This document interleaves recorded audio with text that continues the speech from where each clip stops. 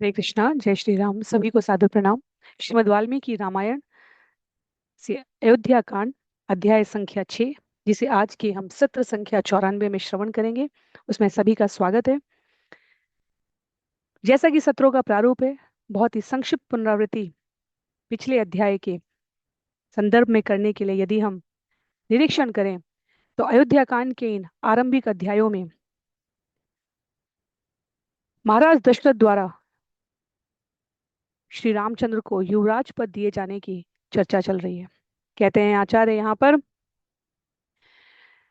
करीब 20 से अधिक छंदों में अयोध्या में उत्सव का आयोजन है।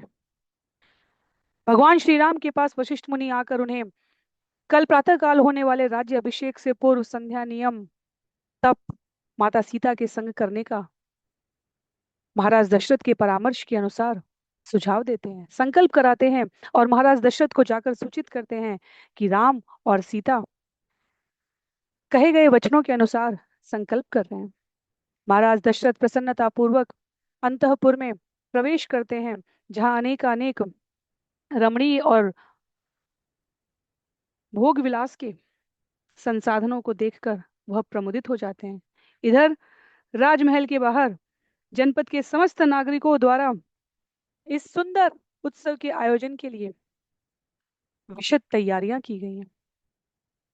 आज के सत्र में श्री सीताराम के नियम व्रत धारण की कथा एवं नागरिकों के द्वारा की गई विशद सजावट का उल्लेख है। दो मंगलाचरण के छंदों के उपरांत हम सभी क्रमबद्ध तरीके से एक एक श्लोक का वाचन और श्रवण करेंगे। ओम अज्ञानतिमिरान्धस्य ज्ञानाञ्जनशलाकया चक्षुरुन्मीलितं येन तस्मै श्री गुरुवे नमः।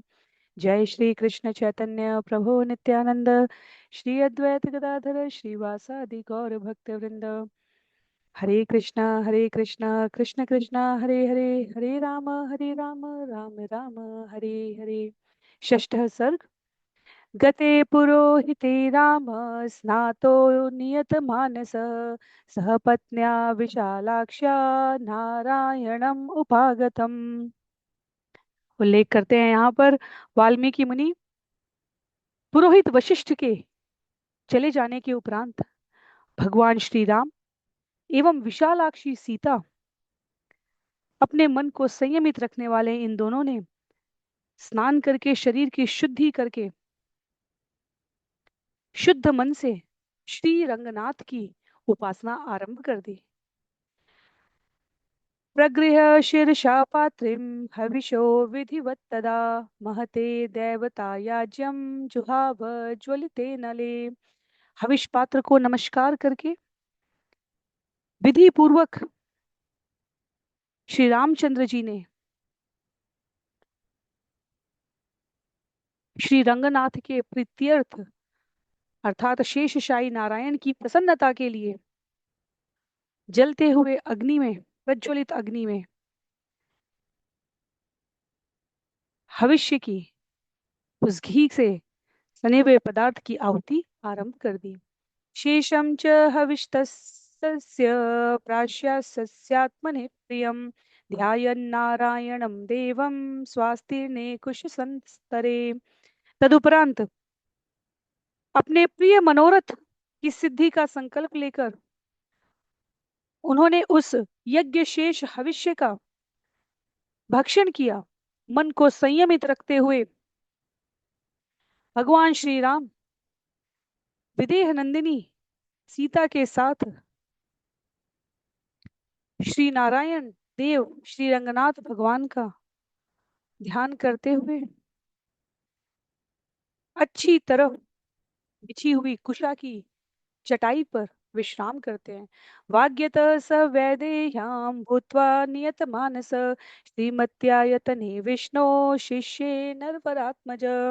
कहते हैं मौन धारण करके शुद्ध मन से वह स्थान जो श्री रंगनाथ जी के मंदिर में उनके भवन में बना हुआ भाग था, वहां जानकी के साथ विश्राम कर रहे हैं। एकयाम माम अवशिष्टायाम रात्र्याम प्रतिबिबुध्य स अलंकार विधम कृत्स्नम कारयामास भीष्मनम। तदुपरांत जब एक प्रहर रात शेष रह गई, तब वह दोनों उस शयन स्थान से उठे, सभा मंडप को भली भांति स्वच्छ करके से सजाने के लिए उपस्थित सेवकों को आज्ञा दी। तत्र शृण्वन्मुखावाच सूतमागध वन्दिनां पूर्वा संध्यामुपासीनो जजापयत मानस। सूत मागध और बंदी जनों की सुखदायक श्रवण आनंद प्रदान करने वाली वाणी सुनते हुए श्री राम ने प्रातः संध्या उपासना करके एकाग्र चित्त से गायत्री का जप करने लगे। तुष्टाव प्रणतश्चैव शिरसा मधुसूदनं विमल श्याम संवीतो वाचयामास च द्विजान। संध्योपासन कर जाप करने के उपरांत सूर्यांतरवर्ती नारायण की स्तुति करने के उपरांत उनको प्रणाम कर रेशमी वस्त्र धारण कर ब्राह्मणों को आमंत्रित करते हुए उनसे स्वस्ति वाचन और पुण्य वाचन करवाया। तेषां पुण्यः यो घोषो अथ गम्भीरमधुस्तदा अयोध्यायां पूरयामास तुर्यघोषानुनादित।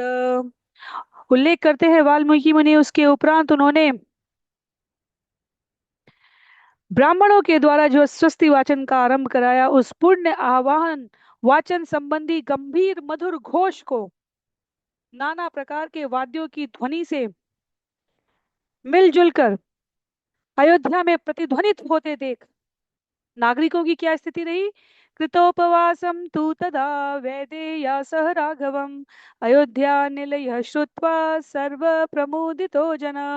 अयोध्यावासी जन सीता सहित श्री रामचंद्र जी के इन उपवास आदि नियमों का पालन करते श्रवण को सुनकर अत्यधिक आनंद में मग्न हो गए। शब्द प्रयोग हुआ है यहाँ पर, परमानंदित हो गए। ततः पौरजनः सर्वा श्रुत्वा रामाभिषेचनं प्रभातां रजनीं दृष्ट्वा चक्रे शोभयितुं पुरीम्।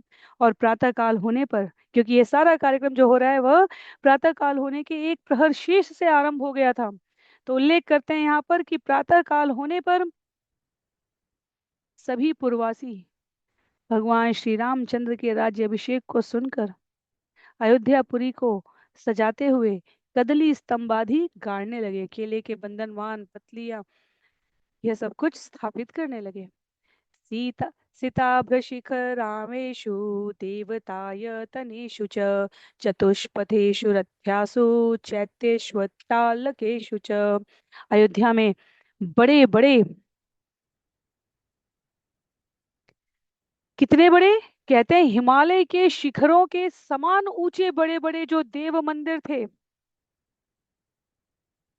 जितने चौराहे चौक हाट वाट थे, सभाओं अट्टालिकाओं नाना प्रकार की बेचने योग्य वस्तुओं से भरी हुई व्यापारियों की बड़ी बड़ी दुकानें, गलियों के ऊंचे ऊंचे मकान, कुटुंबी गृहस्थों के समृद्धशाली भवन और दूर से दिखाई देने वाले वृक्षों पर भी ऊंची ध्वजाएं लगाई जाने लगी। लिखते हैं यहाँ पर, वह पताकाएं चहुं ओर फैलती हुई सी दिखने लगी। नाना पुण्य समृद्धेषु वणिजामाशरेषु च कुटुम्बिनां समृद्धेषु श्रीमत्सु भवनेषु च। अनेकानेक प्रकार की सौदागरी की वस्तुओं से भरी हुई व्यवसायियों की दुकानों पर, कुटुंबियों के समृद्ध भरे पूरे घरों पर, जितने सभा भवन थे सब पर रंग बिरंगी ध्वजा पताकाएं फहराने लगी। नट नर्तक संघानां गायकानां च गायतां मनः कर्ण सुखावाच शुश्रूषुश्च ततस्ततः। अयोध्या में स्थान स्थान पर नट नर्तकों का मन को प्रसन्न करने वाला नृत्य, मधुर कानों को सुखदाई लगने वाले गाने, वाणियों का यह सम्मोहक आकर्षण सभी को आनंदित करने लगा। रामाभिषेक युक्ताश्च कथाश्चक्रू मिथो जना रामाभिषेक संप्राप्ते चत्वरेषु गृहेषु च।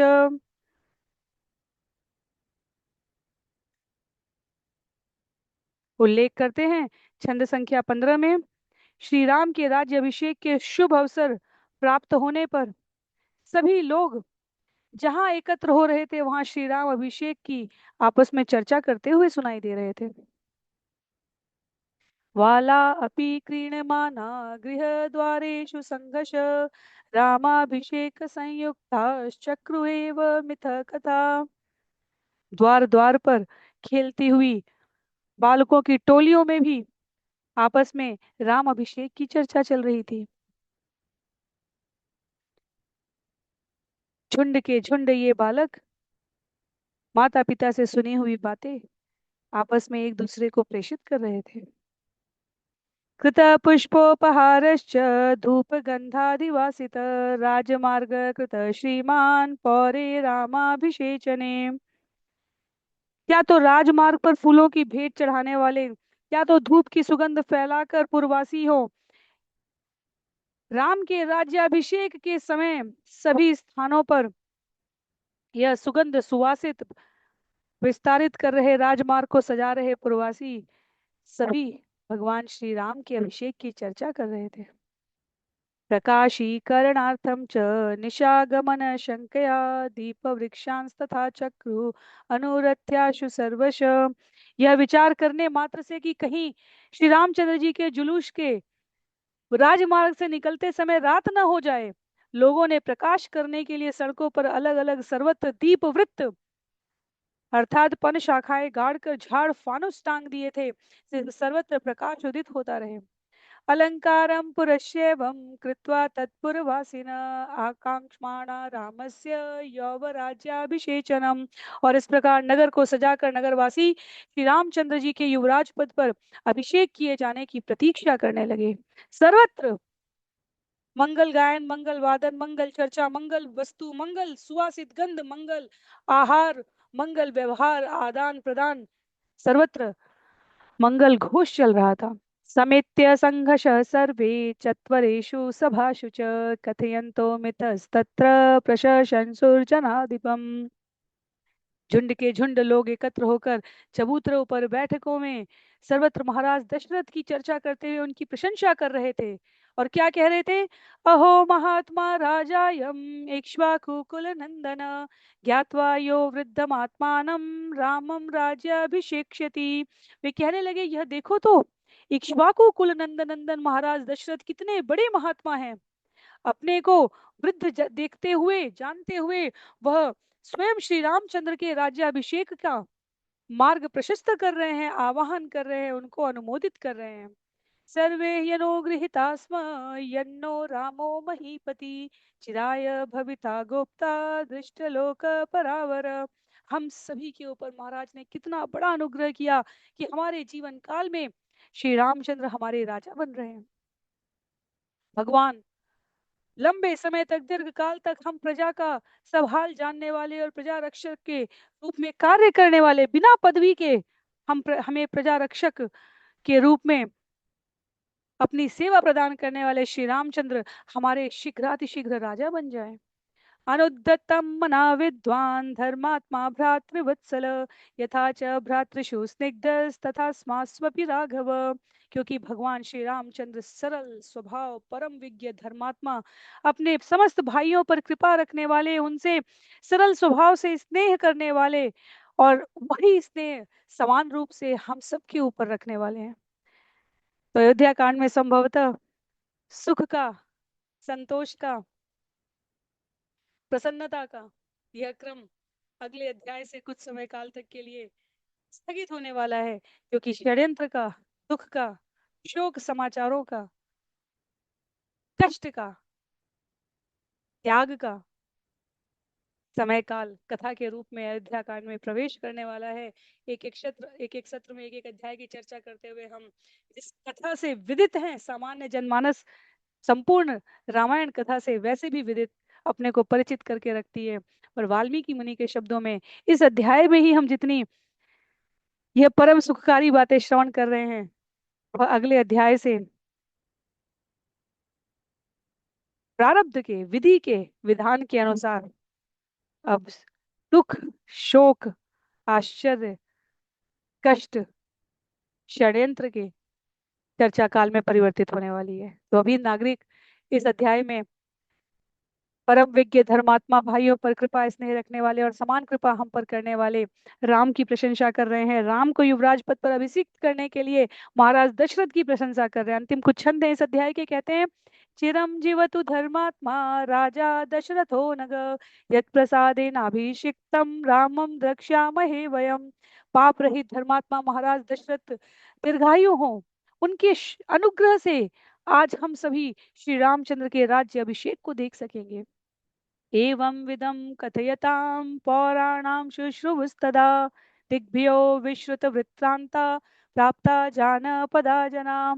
राम राज्य अभिषेक के इस संवाद को सुनकर बाहर से पूर्ववासी आकर अयोध्या में एकत्र हो रहे थे और उन सब ने स्थानीय पूर्ववासियों की कही गई ये बातें सुनी।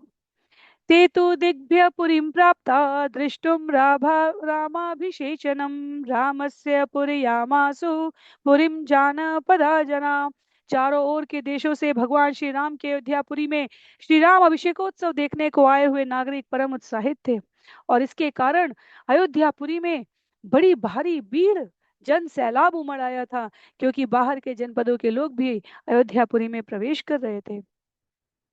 कहते हैं जनौघैस्तैर्विसर्पद्भिः शुश्रुवे तत्र निस्वन पर्वसूदेन वेगस्य सागरस्यैव निश्वन। पूर्णमासी के दिन जिस प्रकार समुद्र गरजता है, उसी प्रकार का कोलाहल आज अयोध्यापुरी में बाहर से आए हुए और नगर में चलते फिरते हुए लोगों के द्वारा प्रस्तुत किया जा रहा था। ततस्तदिन्द्रिय शयसन्निभं पुरं दिदृक्षुभिजानपदैरूपागते समन्ततः स्वनमाकुलं वभो समुद्रयादे समुद्रयादोभिरिवाणवोदकम्।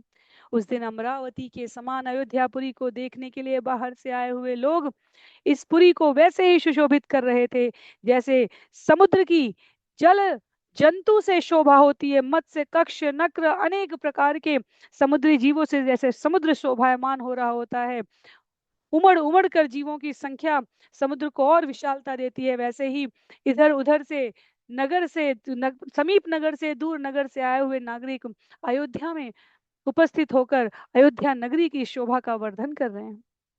अयोध्या कांड का अध्याय संख्या 6 यहाँ पर समाप्त हो रहा है।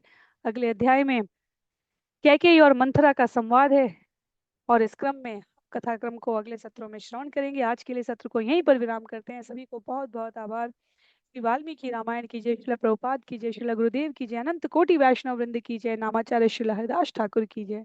हरे कृष्णा, जय श्री राम।